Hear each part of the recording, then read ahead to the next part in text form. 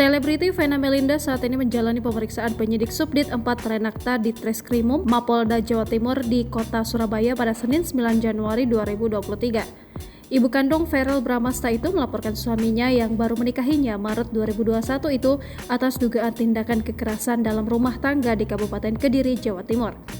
Kasubdit 4 Renakta di Treskrimum Polda Jawa Timur AKBP Hendra Eko Tri Yulianto membenarkan pemenang kontes kecantikan putri Indonesia tahun 94 itu sedang diperiksa penyidik atas dugaan kasus KDRT dengan terlapor suaminya Ferry. Laporan KDRT itu masuk ke Polres Kediri pada Minggu 8 Januari 2023. Selang sehari kasus langsung dilimpahkan ke Polda Jawa Timur. Disinggung mengenai rencana pemeriksaan terhadap Ferry Irawan selaku pihak terlapor, Hendra menegaskan pihaknya masih berfokus pada pemeriksaan terhadap pelapor atau Vena Melinda.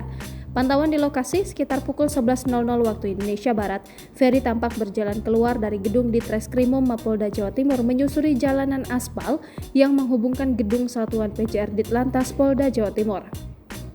Ferry Irawan tampak mengenakan baju koko lengan panjang berwarna merah marun, lalu mengenakan masker warna putih dan membawa tas ransel warna hitam.